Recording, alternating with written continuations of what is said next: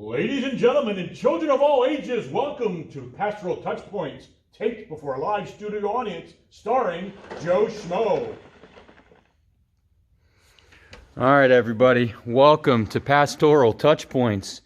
We've got the second impossible shot, and so this week we're going to be doing it with Rich at the top of the stairs. He's got 3 shots to shoot this ping pong ball off of this very expensive vase, okay? All right, we're gonna see if he can do it. Go ahead, Rich. Almost hit me in the head. Shot number 2. Oh! He's close.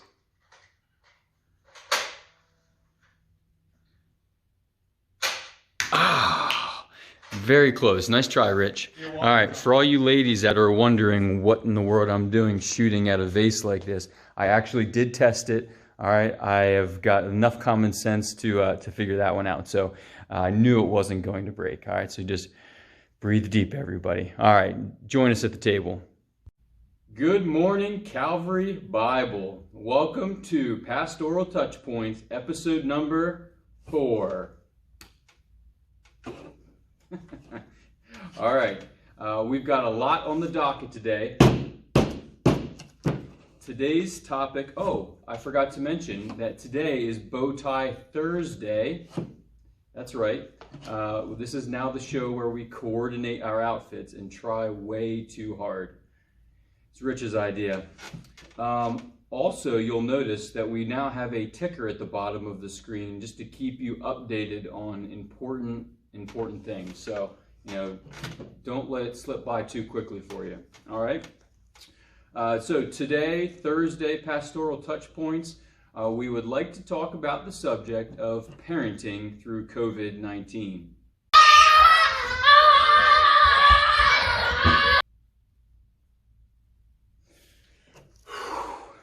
Okay, here we go. We're going to talk about, I have 4 points for you, just some practical thoughts for you as you enter a new season. School's officially been canceled in the last week through the remainder of the year. So I've got 4 thoughts for you, and Rich is going to touch on some things from a grandparenting side of things because that's the stage of the ball game he's in, right? I'm mildly envious, but he might say the same about me. Either way, each season of life is a good one. So, point number 1, we're gonna go Latin here, okay? Carpe diem. Carpe diem. If you don't know Latin, that means seize the day. And I would like to encourage all of you as parents to not let this season of COVID-19 go by and look back on it with regrets. I've kind of made a resolution to myself that I don't want to look back on this season of my life and say, I just binge watched Netflix and that's how I got through it. And Netflix has its place. Sometimes you just need a distraction. But I don't want to look back, on this month or 2 or however long the season is of my life and say, that's what I remember. I remember Netflix or some dumb show. So whatever that means for you to seize the day, I'm going to challenge you and encourage you to do that with your kids. Pick up a new hobby. Play a board game, buy a board game, a new one, and just dive into it. Do things you wouldn't normally do with your kids. Invest that time. Do family devotions. Engage them in conversations. We all know you have more time with your kids than you used to. So don't waste it. Seize the day and make good of it. Good. And Jonathan, I have three areas that we'll come to one at a time. But my first thing for grandparenting during this time would be what I would call the tangible connecting points. I've been able to talk to a few of us in this stage and got some great ideas, but I think the first one would be just the tangible connecting points, using technology the best you can, whether it's FaceTime, Skype, Duo, even just phone calls. I think understanding your opportunities through technology is critically important, obviously. Also, using mail. People still love to get mail. Kids especially love to get cards and letters from grandparents and loved ones. Packages even, to have them open up something like that would be special, that would be unique. These are some of the tangible ways, to think about the opportunity to read through FaceTime to your grandchildren, to take them on scavenger hunts through your house. Guess what room we're in is something we've played a little bit, where you find yourself in different rooms and have your grandkids kind of guess where you are or where they may be. They may love taking that phone and taking you on a tour of their house, things like that. All sorts of games, puzzles that can be put together. You can continue that from day to day. But I think those are very tangible ways to think that through, and use every opportunity you can to take advantage of those things that are in front of us as we go through this unusual stage of grandparenting as well. All right, Rich, include me on the family scavenger hunt next time, please. No. All right, point number 2, turn off the news. Just turn it off, okay? We all know that the coronavirus is spreading across the land, and the numbers are rising. So I don't want you to be misinformed or just totally oblivious to what's going on. But you can only watch it for so long. One of the reasons I say that is because our kids, they feed off of us, okay, and they take their cues from us.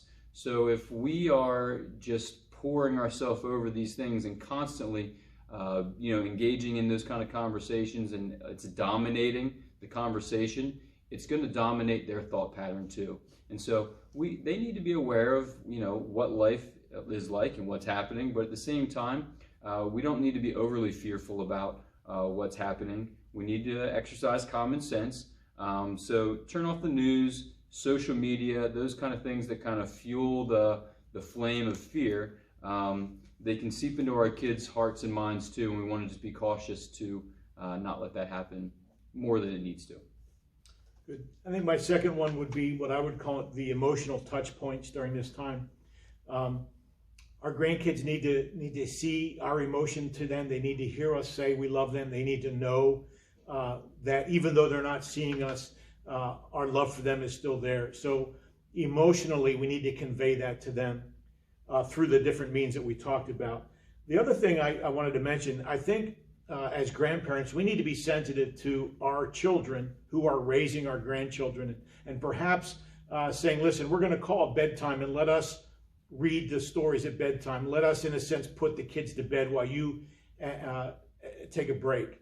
Maybe it's time for the dinner preparation to start, so that's when you're going to call and say, listen, mommy's going to make dinner, daddy's going to make dinner, we're going to read to you, we're going to play a game with you. Just a side note, we played Candy Lane last night and realized that there are 2 versions, so our 4.5-year-old daughter beat Terry because of a new version of Candy Lane we didn't know about.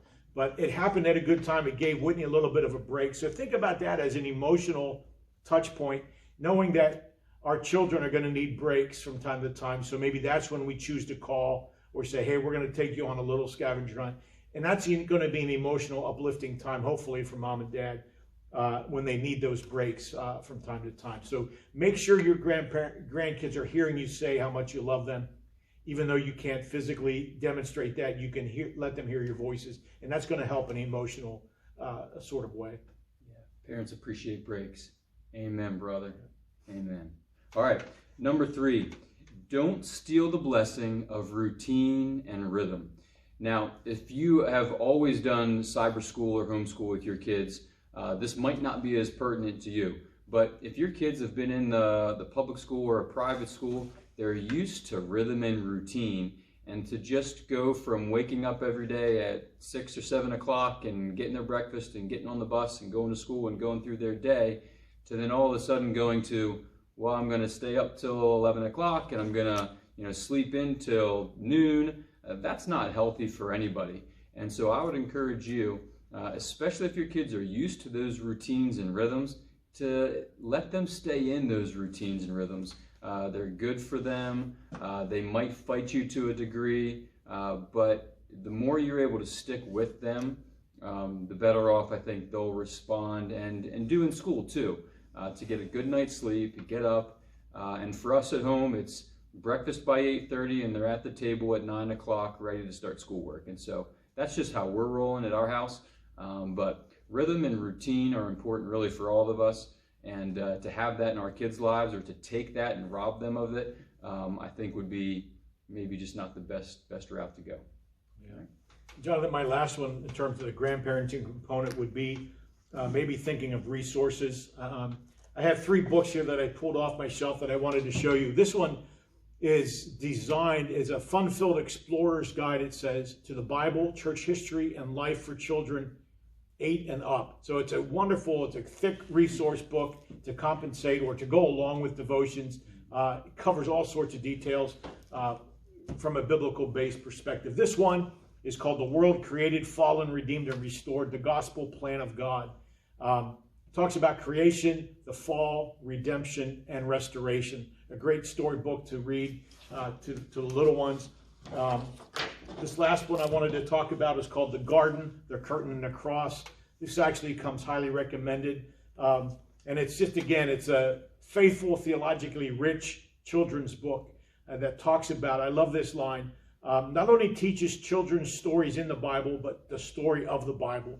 So as grandparents, be a little bit creative, looking at your resources. Get these books in front of your grandkids. And lastly, we're going to include a couple links on this with regard to Focus on the Family and Child Evangelism Fellowship. Both have excellent resources made available to us during this time especially. Yeah, those links will be on Realm and also in the YouTube description below the video if that's where you're watching. So check that out. And the last one is Grace in Space. I forget where I heard it. I think it was my buddy John Piper. And he might have been referring to someone else, but Grace in Space. I think those are 2 words, even though they rhyme and they sound really cool together.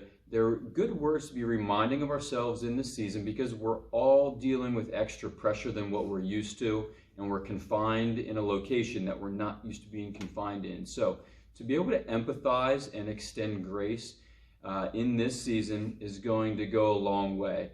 And to be able to remember that different things are hitting different people in different moments, and different things hit different people in different ways. So not everyone in your family is going to respond the same way to a situation that you're going to respond to. And so just to remember that, and then at times just recognize the need for space. We live in a day and in a culture where space, personal space, that's something that's valuable to us and important. And so to be able to give your kids and even yourself space, time, moments to just gather your thoughts, take a deep breath, and remember that we're going to get through this. So we are going to get through this. And yeah, we just want to say from our social distancing table to yours, we love you, miss you, and we look forward to doing this again next week. All right, check back on Sunday for the service, which we're going to tape again in the sanctuary, and we'll enjoy worshiping together through the digital world. Okay, thanks. You know John Piper? Yeah, we're like this. Now I'm over here.